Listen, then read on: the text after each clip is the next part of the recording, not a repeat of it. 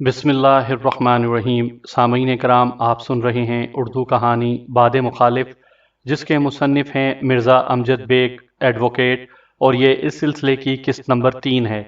मुझे उम्मीद है आपको मेरी ये काविश पसंद आ रही होगी। आपने अगर अभी तक मेरा चैनल कहानी घर सब्सक्राइब नहीं किया तो अभी मेरे चैनल को सब्सक्राइब करके बेल नोटिफिकेशन ऑन कर दीजिए, ताकि आने वाली हर नई कहानी की इत्तला बर वक्त आप तक पहुंच सके। वो मेरे पे दर पे सवालात से घबरा गया, उलझे हुए लहजे में बोला, आप जो भी समझ लें, मैंने जो कहना था कह दिया। जज ने उसे डांट पिलाई, मिस्टर मकसूद, अदालत के वक़ार का ख्याल रखो। अदालत को तुम्हारे बेसरोपा ख्यालात सुनने से कोई दिलचस्पी नहीं। टू द पॉइंट जवाब दो। वो सहमी हुई आवाज़ में बोला, जनाब, बात दरअसल ये है कि मैंने अपनी आंखों से कभी उन्हें लड़ते झगड़ते नहीं देखा था, बस उनके बारे में सुन रखा था। इससे पहले मेरे एक सवाल के जवाब में आपने बताया है कि आपने खुद दफ्तर में उन्हें लड़ते झगड़ते देखा था। अब आप अपने मौक़िफ़ से फिर रहे हैं। आपके कौन से बयान को दुरुस्त माना जाए? वो मेरी जिराह से बुरी तरह नर्वस हो रहा था। पसीना पोंछते हुए बोला, मेरा दूसरा बयान दुरुस्त है। इसका मतलब है पहले आपने झूठ बोला था। बस जी, गलती हो गई। वो निदामत आमेज लहजे में बोला, मैंने वैसा ही सुन रखा था। जज ने गवाह को मुखातिब करते हुए कहा, आइंदा पूरी एहतियात से जवाब देना, वरना अदालत तुम्हारी गवाही कैंसिल कर देगी। वो सर झुकाकर खड़ा हो गया। मैंने सवाल किया, मकसूद अहमद, आपने मेरे मौक्किल को आवारा मिजाज कहा है। आपके पास उसकी आवारा मिजाजी का कोई सबूत है? सबूत तो कोई नहीं है जी। वो बुरी तरह घबराया हुआ था। मैंने कहा, पहले तो आपने मेरे एक सवाल के जवाब में बताया था कि मुल्जिम की आवारगी और बदकिरदारी का इससे बड़ा सबूत और क्या होगा कि वो हर वक्त लड़कियों और औरतों में घिरा रहता है। अब आप अपने बयान की तरदीद कर रहे हैं। ये क्या माजरा है? वकील इस्तगासा इस मौका पर बड़ी गजबनाक नज़र से मुझे देख रहा था। उसका बस चलता तो मुझे कच्चा चबा जाता। मैंने वकील इस्तगासा को नज़रअंदाज करते हुए मकसूद अहमद से पूछा, आपने अभी तक मेरे सवाल का जवाब नहीं दिया। बस जी, मेरा ख्याल यही है कि मुल्जिम का खराब औरतों से मिलना जुलना था। मैं ये बात साबित नहीं कर सकता। मैंने कहा, और तुम्हारे इस ख्याल की वजह वही सुनी सुनाई बातें हैं जिनका थोड़ी देर पहले तुमने जिक्र किया था। यही समझ लें जनाब। मैंने अगला सवाल किया, मकसूद अली, तुम 4 साल से मुल्जिम फरीद अहमद के दफ्तर में मुलाजिम हो। इस अरसे के दौरान में वहां आने वाली मॉडल लड़कियों और औरतों को तुम अच्छी तरह पहचानते होगे। अक्सर आने वालियों के चेहरों से वाकिफ हूं जनाब। थोड़ी देर तक सोचने के बाद उसने जवाब दिया। मैंने पूछा, 1 डेढ़ साल पहले तक एक टॉप मॉडल रूही भी इस दफ्तर में बड़े तवातर से आया करती थी। तुम उसकी सूरत से तो यकीनन आशना होगे। जी हाँ, मैं रूही बीबी को अच्छी तरह पहचानता हूँ। वो बेसाख्ता बोला। मैंने कहा, तकरीबन 1.5 साल पहले रूही ने तुम्हारे दफ्तर आना छोड़ दिया था। उसकी वजह बता सकते हो? गवाह ने वकील इस्तगासा की तरफ देखा, फिर बोला, मैं उसकी वजह नहीं जानता जनाब। मैंने अचानक सवाल किया, वकुआ के रोज भी रूही बीबी तुम्हारे दफ्तर आई थी? जी हाँ, आई थी। कितने बजे? तकरीबन 3 बजे। वो रवानी में बोल गया। सही वक्त मुझे याद नहीं है। इसकी जरूरत भी नहीं है। मैंने फातिहाना अंदाज में वकील इस्तगासा की तरफ देखते हुए कहा। फिर जज को मुखातिब करते हुए इजाफा किया, मुझे गवाह से और कुछ नहीं पूछना जनाब आली। फिर मैं अपनी मखसूस सीट पर आकर बैठ गया। मकसूद अहमद कटहरे से निकला तो उसका पूरा चेहरा पसीने में शराबोर था। उसके बाद एक राहगीर मुनीर शगुफ्ता गवाही के लिए कटहरे में आया। सच बोलने का हलफ उठाने के बाद उसने मुख्तसर सा बयान नोट करवाया। उसके मुताबिक जब वो वाकया पेश आया, उस वक्त वो उस इमारत के नीचे से गुजर रहा था और जंग अजीम की निशानी वो फटीचर ट्रक उससे चंद कदम आगे था। उसका बयान खत्म हुआ तो वकील इस्तगासा ने उससे सिर्फ एक सवाल किया, मुनीर शगुफ्ता साहब, आपने अपनी आंखों से मुल्जिम को, मकतूला को बालकनी से धक्का देते हुए देखा था? उसने असबात में जवाब दिया। मैं अपनी जिराह के लिए आगे बढ़ा और जज की इजाज़त से सवालात का सिलसिला शुरू किया। मुनीर शगुफ्ता साहब, आपके नाम की वजह तस्मिया क्या है? उसने उलझी हुई नज़र से मुझे देखा। मैंने वजाहत आमेज लहजे में कहा, मेरा मतलब है शगुफ्ता, उस केस की मकतूला का नाम है। मेरे इल्म के मुताबिक आपका मकतूला शगुफ्ता से कोई ताल्लुक नहीं है। क्या मेरी मालूमात दुरुस्त हैं? जी, आपका ख्याल दुरुस्त है। वो करारी आवाज में बोला, मैं तो बस इत्तफाक से वहां से गुजर रहा था, वरना मेरा मुल्जिम या मकतूला से कोई ताल्लुक या रिश्ता नाता नहीं है। एक लम्हे के तवक्कुफ से उसने इजाफा किया, اور اس سے پہلے کہ آپ پھر کوئی سوال میرے نام کے بارے میں کریں، میں آپ کو بتاتا چلوں کہ میں باقاعدہ شاعری کرتا ہوں اور شگفتہ میرا تخلص ہے۔ میں نے کہا، شگفتہ صاحب، آپ نے وکیل استغاثہ کے سوال و جواب میں معزز عدالت کو بتایا ہے کہ وقوعہ کے روز آپ نے اپنی آنکھوں سے ملزم کو، مقتولہ کو بالکنی سے دھکا دیتے ہوئے دیکھا تھا۔ جی ہاں، میں نے یہی جواب دیا ہے۔ میں نے اس کے چہرے کی جانب دیکھتے ہوئے کہا، شگفتہ صاحب، آپ کی آنکھوں پر جو چشمہ نظر آ رہا ہے وہ دور کا ہے یا نزدیک کا؟ یہ دور کا چشمہ ہے۔ اس کا نمبر کیا ہے؟ وکیل استغاثہ کو مداخلت کا موقع مل گیا۔ وہ جلدی سے بولا، مجھے اعتراض ہے جناب اعلیٰ، وکیل صفائی ایک غیر متعلق سوال کر رہے ہیں۔ گواہ کے چشمے کا موجودہ کیس سے کیا تعلق ہے؟ میں نے ترکی بات ترکی کہا، جناب اعلیٰ، گواہ نے دعویٰ کیا ہے کہ اس نے خود اپنی آنکھوں سے میرے موکل کو اپنی بیوی یعنی مقتولہ کو بالکنی سے دھکا دیتے ہوئے دیکھا تھا۔ جب گواہ آنکھوں سے دیکھنے کی بات کرتا ہے تو اس کا چشمہ بھی زیر بحث آئے گا، کیونکہ وہ دور دیکھنے کا چشمہ ہے۔ اس صورت میں میرے خیال میں اگر چشمہ یا چشمے کا نمبر غیر ضروری اور غیر متعلق ہے تو پھر گواہ کی آنکھیں بھی اس کیس سے کوئی تعلق نہیں رکھتی، کیونکہ ان آنکھوں نے جو کچھ دیکھا وہ اسی چشمے کے توسط سے دیکھا تھا۔ میرے وضاحتی بیان سے متاثر ہو کر جج نے وکیل استغاثہ کے اعتراض کو مسترد کرتے ہوئے مجھے جرح جاری رکھنے کا اشارہ کیا۔ میں نے منیر شگفتہ کے سامنے اپنا سوال دہرایا، ہاں تو شگفتہ صاحب، آپ کے چشمے کا نمبر کیا ہے؟ اس نے جواب دیا، -4۔ میں نے پوچھا، کیا آپ اپنے دعوے کو ثابت کر سکتے ہیں؟ کون سا دعویٰ؟ الٹا اس نے سوال کر دیا۔ میں نے کہا، یہی دعویٰ کہ ملزم فرید احمد نے اپنی بیوی مقتولہ شگفتہ کو بالکنی سے دھکا دے کر نیچے گرایا تھا۔ وہ ایک لمحے تذبذب میں رہنے کے بعد بولا، دیکھیں جناب، میرے پاس ایسا کوئی ذریعہ یا طریقہ نہیں ہے کہ میں اپنے بیان کو ثابت بھی کر سکوں۔ میں نے جو کچھ دیکھا وہ بیان کر دیا۔ مجھے یہی لگا تھا جیسے بالکنی میں کھڑے ایک شخص نے ایک عورت کو نیچے گرا دیا ہو، کیونکہ اس شخص کے ہاتھوں اور گرنے والی عورت کے جسم کے درمیان زیادہ فاصلہ نہیں تھا۔ میں نے کہا، یعنی آپ نے ملزم فرید احمد کو باقاعدہ اپنے ہاتھوں سے مقتولہ کے جسم کو بالکنی سے نیچے دھکیلتے ہوئے نہیں دیکھا تھا؟ میں نے بتایا ہے نا، میں نے پہلی نظر میں یہی محسوس کیا تھا کہ اس عورت کو بالکنی میں کھڑے مرد نے دھکا دیا ہے، کیونکہ اس کے ہاتھ آگے کو پھیلے ہوئے تھے۔ میں نے کہا، ممکن ہے وہ ہاتھ نیچے گرنے والی عورت کو بچانے کے لیے پھیلے ہوئے ہوں۔ میں اس بارے میں کیا کہہ سکتا ہوں؟ میں نے پوچھا، شگفتہ صاحب، جب آپ نے وہ منظر دیکھا، کیا اس وقت آپ پہلے سے مذکورہ بالکنی کی طرف دیکھ رہے تھے؟ نہیں، اس نے نفی میں سر ہلا دیا۔ میں دراصل اس وقت ایک ہورڈنگ پڑھ رہا تھا کہ اچانک میری نگاہ اس بالکنی کی جانب مڑ گئی، اور آپ کو یوں لگا جیسے بالکنی میں موجود ایک مرد نے کسی عورت کو نیچے پھینک دیا ہے۔ جی ہاں، مجھے بالکل ہی ایسا محسوس ہوا تھا۔ میں نے کہا، اس کا مطلب ہے آپ اس منظر سے پہلے کے واقعات سے قطعی نابلد ہیں، یعنی مقتولہ کے بالکنی سے نیچے گرنے سے پہلے وہاں کیا واقعات پیش آئے، میں یہ کیسے جان سکتا ہوں؟ ایک دو مزید سوالات کے بعد میں نے جرح ختم کر دی۔ اس کے بعد جنگ عظیم کی نشانی مذکورہ ٹرک کا ڈرائیور قادر لالہ بیان دینے آیا۔ اس کا بیان بھی نہایت ہی مختصر تھا۔ اس نے کچھ نہیں دیکھا تھا، بلکہ کسی چیز کے اپنے ٹرک کے اوپر گرنے کی آواز سنی تھی۔ پھر جب اس نے آس پاس لوگوں کو ہاتھ کے اشارے سے اسے ٹرک روکنے کو کہتے سنا تو وہ ٹرک روک کر باہر آ گیا۔ تب اس پر یہ انکشاف ہوا کہ ایک انسانی جان اس ٹرک کے سامان سے ٹکرا کر ضائع ہو چکی ہے۔ قادر لالہ کے بیان اور وکیل استغاثہ کی اس پر جرح میں کوئی قابل ذکر یا اہم بات نہیں ہے، اس لیے میں یہاں اس تذکرے سے صرف نظر کرتے ہوئے آگے بڑھوں گا۔ اس کے بعد وکیل استغاثہ نے دفتر کے چوکیدار جبل خان کو بیان کے لیے پیش کیا۔ جبل خان نے اپنے مخصوص لب و لہجے میں ایک طوفانی بیان ریکارڈ کروایا۔ جبل خان بھی ان افراد میں شامل تھا جنہوں نے مقتولہ شگفتہ کو بالکنی سے نیچے گرتے دیکھا تھا۔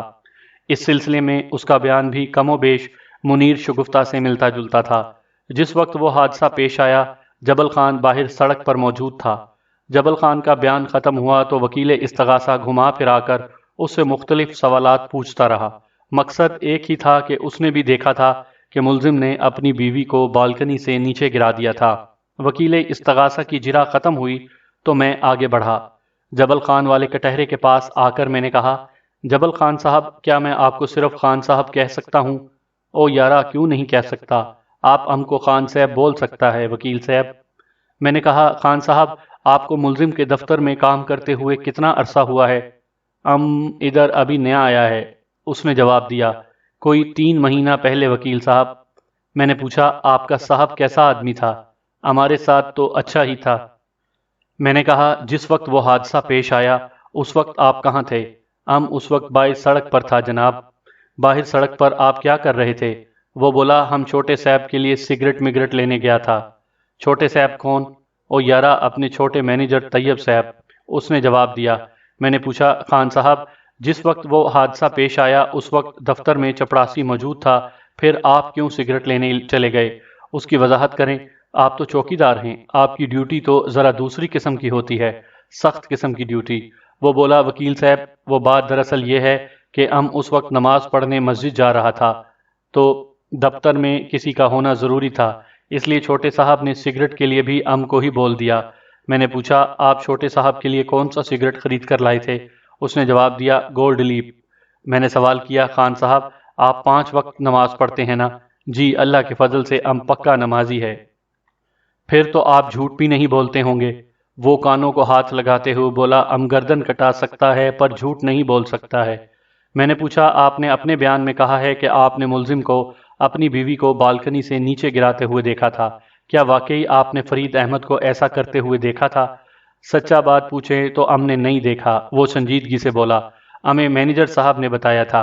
लेकिन आपने अपने बयान में तो यही कहा है कि आपने खुद देखा था। वकील साहब, जब हम छोटे साहब के लिए सिगरेट लेकर आया तो छोटा साहब इधर नीचे सड़क पर खड़ा था और आसपास बहुत से लोग भी जमा हो गए थे। सब ने उस बूढ़े ट्रक को अपने घेरे में लिया हुआ था। हमने मैनेजर साहब को सिगरेट का पैकेट दिया और उस शोर शराबे के बारे में पूछा तो उसने हमें बताया कि बड़े साहब ने बेगम साहिबा को बालकनी से नीचे गिरा दिया है। बस हम इससे ज्यादा कुछ नहीं जानता। मैंने तंजिया नजर से वकील इस्तगासा को देखा, जिसके ताजिए ठंडे हो चुके थे। मैं उसकी कैफियत से महफूज होते हुए खान साहब की तरफ मुतवज्जे हो गया। खान साहब, आपको मुलजिम के दफ्तर में काम करते हुए ज्यादा अरसा नहीं हुआ। मैंने उसके चेहरे पर निगाह जमाते हुए सवाल किया, फिर भी इन 3 माह में आपने मुलजिम की जात में कोई ऐसी बात देखी जिसकी बिना पर यह कहा जा सकता कि वो अय्याश और बद किरदार आदमी है? हम किसी पर ख्वामखा इल्ज़ाम लगाना गुनाह समझता है। वो नफ़ी में गर्दन हिलाते हुए बोला, हमने फरीद साहब में कोई गलत किस्म का हरकत नहीं देखा। उसके साथ ही अदालत का वक्त ख़त्म हो गया। जज ने 15 दिन बाद की तारीख देकर अदालत बर्खास्त कर दी। हम अदालत से बाहर आए तो मेरे मौकिल के भाई कदीर अहमद ने कहा, बेग साहब, आप ज़बरदस्त जा रहे हैं। अभी तो कुछ भी नहीं है। मैंने उसके साथ चलते हुए कहा, आगे आगे देखिए होता है क्या। वो बोला, मुझे उम्मीद हो चली है कि भाई साहब बाइज्जत बरी हो जाएंगे। इंशाअल्लाह ऐसा ही होगा, मैंने पूरे वसूख से कहा। हालांकि जब उनकी जमानत नहीं हो सकी थी तो मैं खासा मायूस हो गया था। कदीर ने कहा, लेकिन अब मुझे महसूस होता है कि केस पर हमारी गिरफ्त हर गुजरती पेशी के साथ मजबूत से मजबूत तर होती जा रही है। हाँ जनाब, ऐसा तो है, मैंने सरसरी लहजे में कहा। थोड़ी देर बाद हम अपनी अपनी गाड़ी में बैठकर वहां से रवाना हो गए। एक बात का मैं शायद जिक्र करना भूल गया।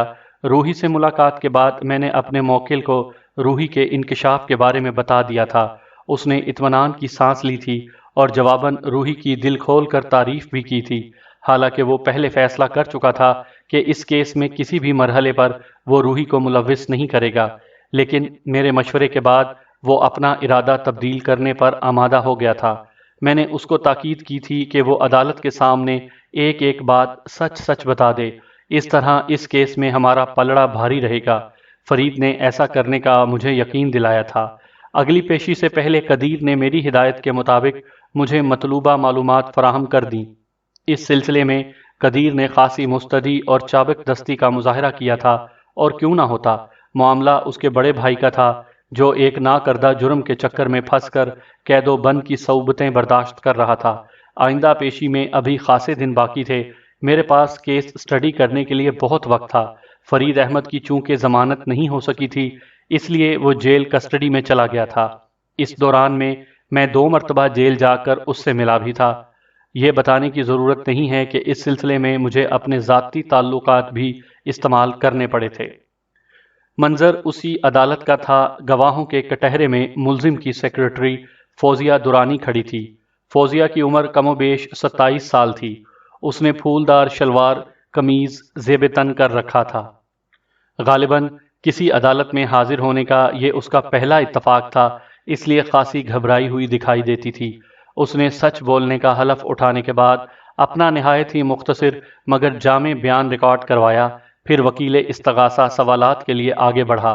مس فوزیہ، وقوعہ کے روز جو واقعات پیش آئے ذرا ان پر روشنی ڈالیے۔ فوزیہ نے جواب دیا، میں اس وقت حسب معمول اپنے کمرے میں کام میں مصروف تھی کہ اچانک چپڑاسی مقصود نے آ کر مجھے بتایا کہ باہر ایک حادثہ پیش آ گیا ہے۔ میں نے جب تفصیل پوچھی تو اس نے بتایا کہ فرید صاحب نے اپنی بیگم کو بالکنی سے دھکا دے کر نیچے گرا دیا ہے اور وہ موقع پر ہلاک ہو گئی ہیں۔ وکیل استغاثہ نے سوال کیا، جب آپ اپنے کمرے میں کام میں مصروف تھیں تو اس وقت ملزم کے کمرے میں کون کون تھا؟ پہلے تو فرید صاحب اکیلے ہی تھے، فوزیہ نے جواب دیا، پھر بیگم صاحبہ بھی آ گئی تھی۔ بیگم صاحبہ یعنی مقتولہ شگفتہ کتنے بجے دفتر پہنچی تھیں؟ وہ کچھ سوچتے ہوئے گویا ہوئی، میرا خیال ہے اس وقت سپہر کے 3:15 بجے تھے۔ وکیل استغاثہ نے پوچھا، آپ نے اس روز مقتولہ کے رویے میں کوئی خاص بات نوٹ کی تھی؟ میں آپ کے سوال کا مطلب نہیں سمجھی۔ میرا مطلب ہے کیا اس روز مقتولہ غصے میں وہاں پہنچی تھی؟ وکیل استغاثہ نے وضاحت آمیز لہجے میں کہا، آپ نے ان کے انداز و اطوار سے کوئی غیر معمولی بات نوٹ کی ہو؟ فوزیہ نے جواب دیا، جی بالکل نہیں، وہ ہمیشہ کی طرح نارمل انداز میں اس روز بھی آئی تھیں، ہماری باقاعدہ الیک سلیک ہوئی تھی، پھر وہ فرید صاحب کے کمرے میں داخل ہو گئی تھیں۔ وکیل استغاثہ نے پوچھا، کیا آپ کو کچھ اندازہ ہے کہ مقتولہ کے آنے کے بعد ملزم کے کمرے میں ان دونوں کے درمیان کس قسم کی گفتگو ہوئی تھی؟ نہیں جناب، میں اس بارے میں کچھ نہیں جانتی۔ وکیل استغاثہ نے مزید چند سوالات پوچھنے کے بعد اپنی جرح ختم کر دی۔ میں جج کی اجازت سے سوالات کے لیے آگے بڑھا۔ میں فوزیہ والے کٹہرے کے پاس آ کر کھڑا ہو گیا، کھنکار کر گلا صاف کیا اور اس کی آنکھوں میں دیکھتے ہوئے سوال کیا، فوزیہ صاحبہ، آپ کو ملزم کے دفتر میں کام کرتے ہوئے کتنا عرصہ ہوا ہے؟ اس نے جواب دیا، وکیل صاحب، معذرت کے ساتھ عرض کروں گی کہ اب میں اس دفتر میں کام نہیں کرتی، عرصہ ہوا وہ دفتر بند ہو چکا ہے۔ اس واقعے کے بعد جب دفتر کھلنے کے کوئی امکانات نظر نہ آئے تو میں نے اپنی ملازمت کا دوسرا بندوبست کر لیا تھا۔ مجھے اچھی طرح یاد تھا کہ اس واقعے کو اب لگ بھگ 8 ماہ ہونے کو آئے تھے۔ اس حساب سے فوزیہ کا جواب بالکل درست تھا۔ میں نے سوالات کے سلسلے کو آگے بڑھاتے ہوئے کہا، مس فوزیہ، آپ میرے سوال کو یوں لیں، آپ نے ملزم کے دفتر میں کتنا عرصہ کام کیا تھا؟ اس نے جواب دیا، کم و بیش 3 ماہ۔ اوہ، یہ تو خاصا کم عرصہ ہے، میں نے سرسری سے لہجے میں کہا، پھر پوچھا، آپ سے پہلے اس سیٹ پر کون تھا؟ وہ بولی، مجھ سے پہلے اس پوسٹ پر انیتا نامی کوئی لڑکی کام کر رہی تھی۔ میں نے پوچھا، آپ کو ان 3 ماہ میں دفتر کا ماحول کیسا لگا؟ بالکل ٹھیک ٹھاک لگا تھا۔ میں نے اگلا سوال کیا، مس فوزیہ، آپ نے وکیل استغاثہ کے ایک سوال کے جواب میں بتایا ہے کہ وقوعہ کے روز مقتولہ سپہر 3:15 بجے دفتر پہنچی تھی۔ جی ہاں، میں نے یہی جواب دیا ہے۔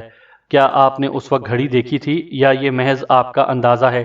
میں نے اس وقت باقاعدہ گھڑی دیکھی تھی، اس نے جواب دیا، پھر بولی، اور آپ کی اطلاع کے لیے یہ بھی بتاتی چلوں کہ میری یہ عادت ہے کہ میں تھوڑی تھوڑی دیر میں گھڑی پر نگاہ ڈالتی رہتی ہوں۔ مجھے اس کی بات میں صداقت نظر آئی، کیونکہ میں نے یہ بات خاص طور پر نوٹ کی تھی کہ وکیل استغاثہ کے سوالات کے جوابات دیتے ہوئے وہ بار بار دیوار گیر کلاک پر نظر ڈال رہی تھی۔ میں نے سلسلہ سوالات کو آگے بڑھاتے ہوئے پوچھا، مس فوزیہ، کیا ملزم کے سارے فون آپ ہی اٹینڈ کرتی تھیں؟ اس نے بتایا، فرید صاحب کے پاس ایک بالکل علیحدہ فون سیٹ بھی تھا جس کا تعلق میرے فون سے نہیں تھا، البتہ جو فون میرے استعمال میں تھا اس پر میں فرید صاحب کے لیے آنے والی کالیں اٹینڈ کر سکتی تھی۔ میں نے پوچھا، ذرا سوچ کر بتائیں، وقوعہ کے روز دفتر آنے سے پہلے مقتولہ نے ملزم کو کوئی فون وغیرہ بھی کیا تھا؟ مجھے اچھی طرح یاد ہے کہ اس روز میں نے ان کا کوئی فون اٹینڈ نہیں کیا تھا۔ اس نے جواب دیا، ہاں، فرید صاحب کے پرسنل فون پر ان کی کوئی کال آئی ہو تو میں کچھ نہیں کہہ سکتی۔ میں نے کہا، فوزیہ صاحبہ، آپ نے وکیل استغاثہ کے سوال کے جواب میں معزز عدالت کو بتایا ہے کہ وقوعہ کے روز مقتولہ بالکل نارمل انداز میں دفتر آئی تھی اور آپ سے ان کی رسمی الیک سلیک بھی ہوئی تھی۔ اس نے اثبات میں جواب دیا۔ میں نے پوچھا، آپ یہ بات بتا چکی ہیں کہ آپ کو معلوم نہیں کہ دونوں میاں بیوی کے درمیان اندر بند کمرے میں کیا گفتگو ہوئی تھی؟ آپ کو چپڑاسی مقصود احمد کی زبانی معلوم ہوا کہ ملزم نے اپنی بیوی کو بالکنی سے دھکا دے کر نیچے گرا دیا ہے اور وہ موقع پر ہلاک ہو گئی ہے۔ کیا میں بالکل صحیح کہہ رہا ہوں؟ جی ہاں، میں نے یہی بیان دیا ہے۔ میں نے سوال کیا، کیا آپ یہ بتا سکتی ہیں کہ مقتولہ کتنا وقت فرید احمد کے کمرے میں رہی تھی؟ میں ایک بات کی وضاحت کر دوں کہ عدالتی کارروائی کے دوران میں نے ہر جگہ شگفتہ کا مقتولہ کے حوالے سے ذکر کیا ہے، تو یہ قانونی مجبوری ہے۔ جب تک اس کیس کا فیصلہ ہمارے حق میں نہ ہو جاتا، اس وقت تک استغاثہ کے مطابق فرید احمد ملزم اور شگفتہ مقتولہ ہی تھی، اور اگر میں فرید احمد کو بے گناہ ثابت کر دیتا تو پھر شگفتہ متوفی ہو جاتی، یعنی اس کی موت کا ذمہ دار فرید احمد کو نہیں ٹھہرایا جاتا بلکہ اسے ایک اتفاقی حادثہ قرار دیا جاتا۔ خیر، یہ تو ایک جملہ معترضہ تھا۔ میرے سوال کا جواب دیتے ہوئے میرے موکل کی سابق سیکرٹری فوزیہ درانی نے بتایا، میرا خیال ہے وہ تقریباً آدھا گھنٹہ کمرے میں رہی ہوں گی، کیونکہ مجھے اچھی طرح یاد پڑتا ہے کہ جب چپڑاسی مقصود احمد کی زبانی مجھے معلوم ہوا کہ میڈم شگفتہ کو بالکنی سے نیچے گرا دیا گیا ہے، تو حسب عادت میں نے گھڑی دیکھی تھی اور اس وقت 3:45 کا وقت ہوا تھا۔ میں نے پوچھا، فوزیہ صاحبہ، کیا آپ کو چپڑاسی کی بات کا فوراً یقین آ گیا تھا؟ یقین نہ آنے کا کیا جواز ہو سکتا ہے؟ وہ الٹا مجھ سے پوچھ بیٹھی، حقیقت کو بھلا کیسے جھٹلایا جا سکتا ہے؟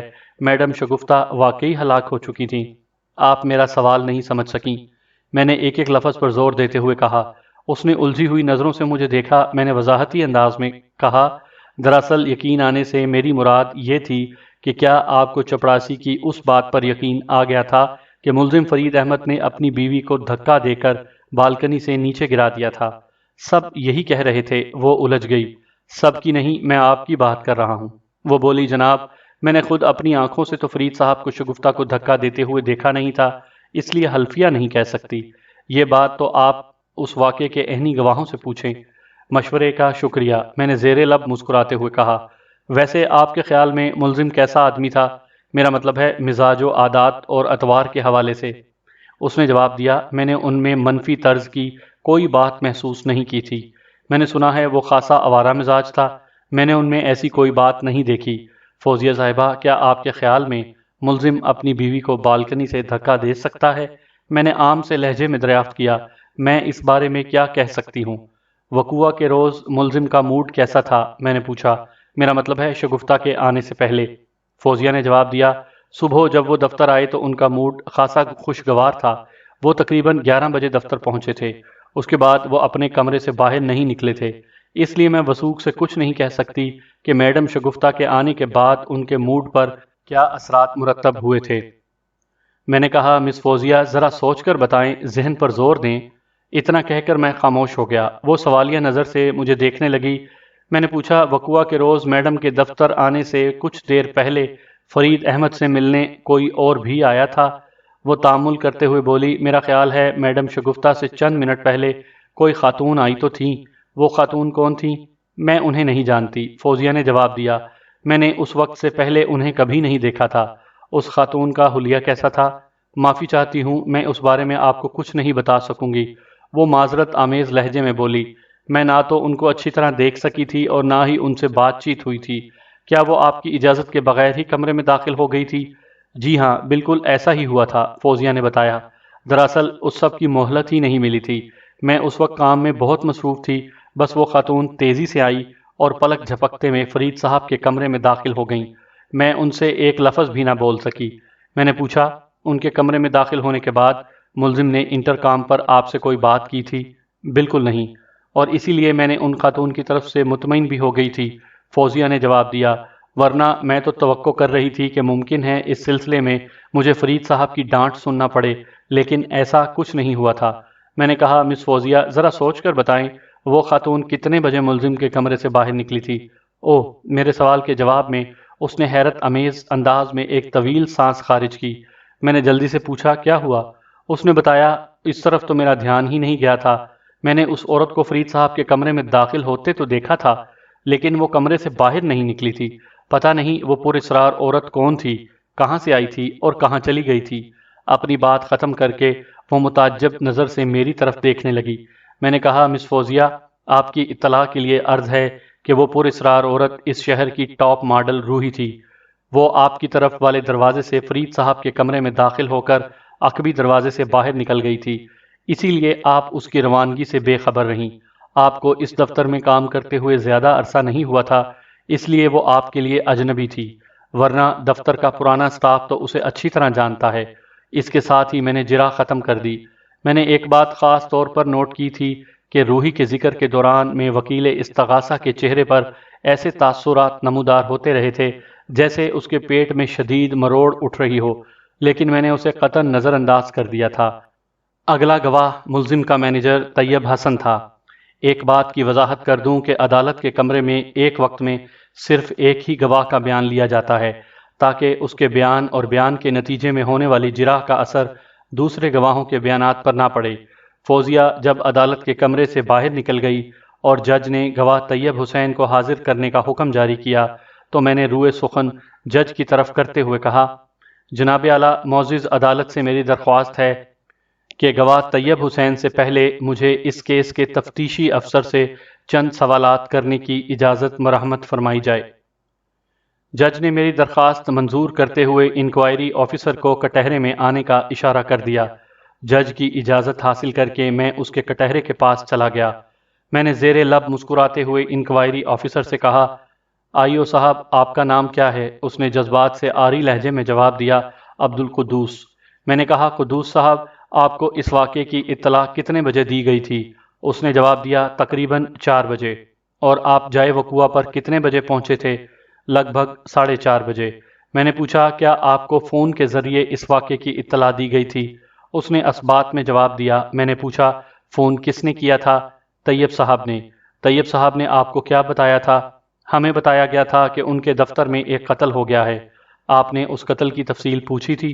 جی ہاں۔ اس نے اسبات میں سر ہلایا، پھر بولا، اور طیب صاحب نے ہمیں بتایا تھا کہ ان کے باس فرید احمد نے بالکنی سے نیچے گرا کر اپنی بیوی کو قتل کر دیا ہے۔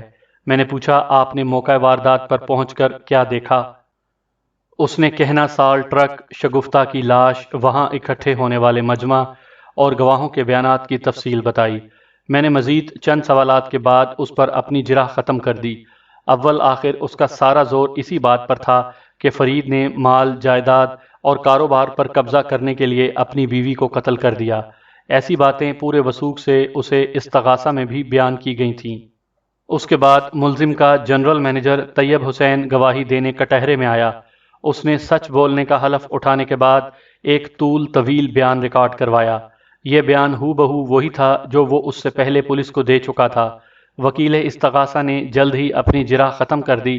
میں نے اپنی جرح کا آغاز کرتے ہوئے کہا، طیب صاحب، آپ کی رہائش کہاں پر ہے؟ وہ اس غیر متوقع سوال پر الجھ گیا، تاہم اس نے جواب دیا، دہلی مسلم کالونی۔ آپ وہاں کتنے عرصے سے رہ رہی ہیں؟ میں نے پوچھا۔ وکیل استغاثہ نے اپنی موجودگی کا اظہار کرتے ہوئے فوراً مداخلت کی، آبجیکشن یور آنر، میرے فاضل دوست نے غیر متعلق باتوں کو چھیڑ کر معزز عدالت کا قیمتی وقت ضائع کر رہے ہیں۔ میں نے کہا، اگر گواہ کو میرے سوال کا جواب دینے پر کوئی اعتراض ہو تو میں اس کے لیے اصرار نہیں کروں گا۔ طیب نے سنجیدہ لہجے میں بتایا، مجھے دہلی مسلم کالونی میں رہتے ہوئے تقریباً 15 سال ہو گئے ہیں۔ میں نے پوچھا، طیب صاحب، آپ ملزم کے ساتھ کتنے عرصے سے تھے؟ جب سے اس نے ایڈورٹائزنگ ایجنسی بنائی تھی۔ اس نے جواب دیا، تقریباً 5 سال سے۔ میں نے کہا، مجھے پتا چلا ہے کہ وہ آپ پر بہت بھروسہ کرتا تھا۔ آپ کہہ سکتے ہیں۔ میں نے کہا، مجھے یہ بھی معلوم ہوا ہے کہ آپ کی مقتولہ شگفتہ سے کوئی رشتہ داری بھی نکلتی ہے۔ اس نے جواب دیا، میں مقتولہ کا کزن ہوں، لیکن میں نے اپنی ملازمت کے دوران میں کبھی اس رشتہ داری کو استعمال کرنے کی کوشش نہیں کی۔ میں نے خود کو ہمیشہ اس ایجنسی کا ملازم ہی سمجھا تھا۔ میں نے پوچھا، کیا ایڈورٹائزنگ ایجنسی کے اکاؤنٹس کو بھی آپ ہی دیکھتے تھے؟ اس نے اسبات میں جواب دیا۔ میں نے پوچھا، طیب صاحب، آپ تو روحی بی بی سے بخوبی واقف ہوں گے۔ اس نے برا سا منہ بنایا اور بولا، ہاں، میں اس فتنہ سامان کو کیوں کر بھول سکتا ہوں؟ فتنہ سما کیا مطلب؟ وہ بولا، یہ سارا شر اسی کا پھیلایا ہوا ہے۔ وہ اگر فرید اور شگفتہ کے درمیان نہ آتی تو شاید آج شگفتہ زندہ ہوتی۔ آپ کیا کہنا چاہتے ہیں؟ وہ بیزاری سے بولا، میں نے اس سلسلے میں اپنے بیان میں وضاحت کر دی ہے۔ ہاں، اتنا ضرور کہوں گا کہ فرید کو گمراہ کرنے والی روحی ہے۔ میں نے کہا، میں نے سنا ہے ملزم روحی سے شادی کا ارادہ رکھتا تھا۔ آپ نے بالکل ٹھیک سنا ہے۔ شگفتہ کو یہ بات کسی طور گوارا نہیں تھی، ہے نا؟ وہ بولا، کوئی بھی معقول بیوی ایسی صورتحال کو گوارا نہیں کر سکتی، اور شگفتہ ایک معقول اور شائستہ عورت تھی۔ میں نے سوال کیا، طیب صاحب، میری معلومات کے مطابق تو روحی لگ بھگ 1.5 سال پہلے آپ کی ایجنسی چھوڑ کر جا چکی تھی، پھر آپ اس سانحے کے سلسلے میں اس سے مورود الزام کیوں ٹھہراتے ہیں؟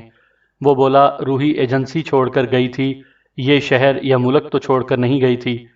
کیا آپ یہ باور کروانا چاہتے ہیں کہ ایجنسی سے لا تعلق ہونے کے باوجود بھی ان دونوں میں رابطہ ضبط قائم تھا؟ میں نے پوچھا۔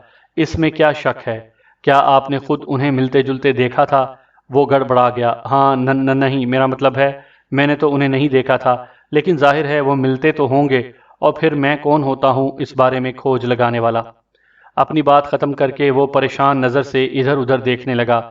میں نے فوراً کہا، طیب صاحب، اس کا مطلب یہ ہوا کہ آپ صرف قیاسات کی بنا پر یہ بات کر رہے ہیں کہ روحی ملزم سے اس دوران بھی ملتی رہی تھی۔ چلیں آپ یوں ہی سمجھ لیں۔ جج نے طیب حسین کو تنبیہ کی، طیب صاحب، یہ عدالت آپ کے قیاس سننے کے لیے نہیں لگائی گئی۔ آپ جو بھی بات کریں ٹھوس بنیادوں پر کریں۔